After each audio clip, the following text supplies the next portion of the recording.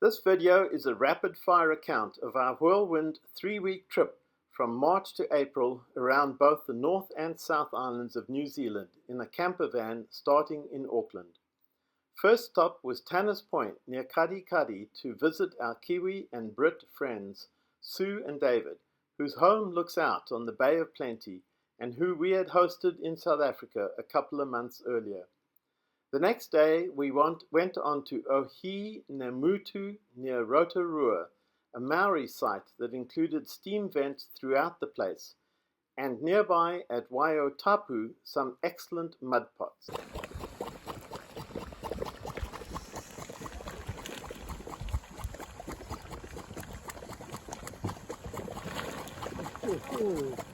Then we drove around Lake Taupo and on to the highest mountain in the North Island, in Tongariro National Park, for a waterfall walk. The next morning, a trail in the Rotokura ecological area brought an endless variety of ferns, no surprise there, plus lots of fungi. And inevitably, lots of traps for bushy-tailed possums, an introduced species from Australia that also forms the major roadkill in New Zealand, but an animal we were so pleased to merely glimpse once in Tasmania. The mountain was socked in that day, but the next morning we got a glimpse of it from the south. Then onwards south, but no longer on Highway 2, instead taking an interesting back road a little more east through white clay hills. Back on Highway 2, we climbed over a mountain range and dropped into Wellington to spend several hours at the excellent Zealandia Eco Sanctuary there, a completely fenced reserve primarily for birds, including these kaka parrots.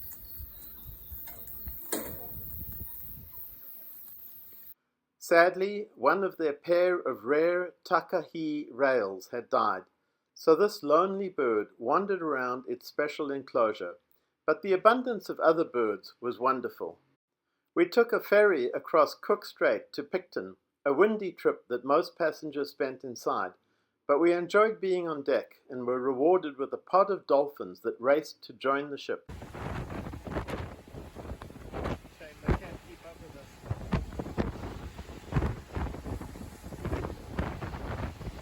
us. The calm of Queen Charlotte Sound was magnificent as we headed down to Picton. It would have been fun to head north to the Captain Cook Monument, but instead we drove across to the west coast, where the cows found Christina as interesting as she found them, while I managed an iPhone picture of a weka, a large flightless bird unconcerned about humans. A stop at the Pancake Stack Rocks and Blowholes in Paparoa National Park was very rewarding.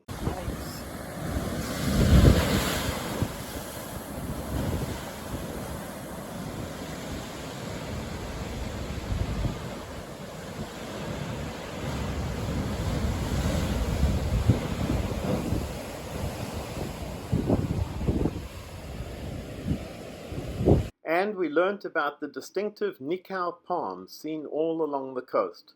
Further south, we wandered the driftwood-strewn beach of Hokitika, where the remnants of beach art projects remained, and Christina could not resist picking up some driftwood.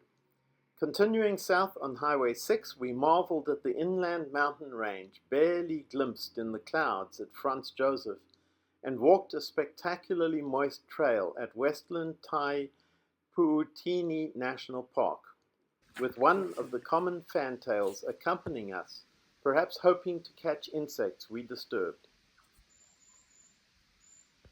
This spectacular Westland Highway 6 finally turns inland at Haast and follows the river eastwards. The road soon leads to much drier terrain before we turn north towards Mount Cook itself, on the mountainous backbone of the South Island. This landscape in Mount Cook National Park, also called Aoraki, is truly impressive. The memorial to those who had died on the mountain and surrounding range was moving. It was a cold night in the campground there, but the morning light on the mountains was spectacular.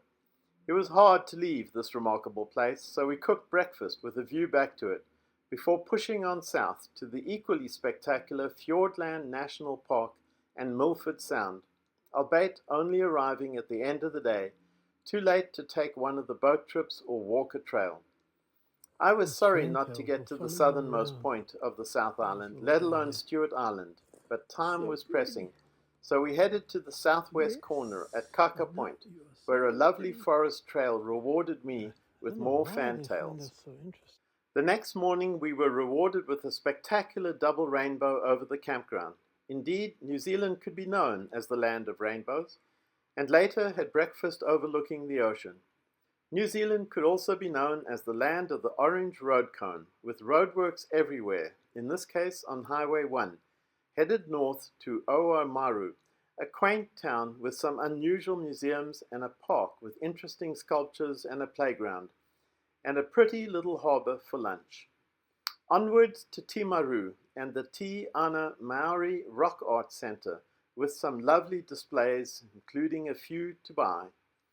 In Sumner, near Christchurch, we found this massive walk-through cave at the beach and an interesting memorial to two Kiwis who had died while serving in the Boer War in South Africa in 1900, presumably on the English side.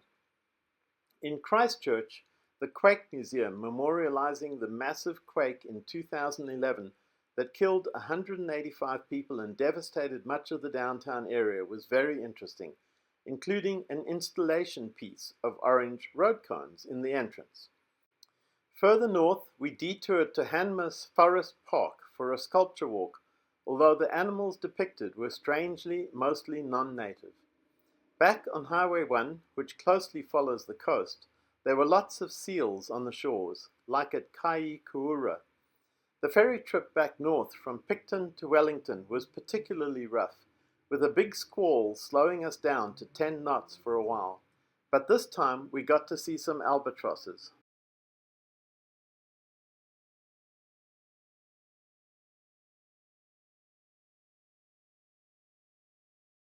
We drove a long way northwest that afternoon, up Highway 3 to a remarkable fenced reserve keeping cats out, and surrounded by farmland near Eltham called the Rotokaire Scenic Reserve.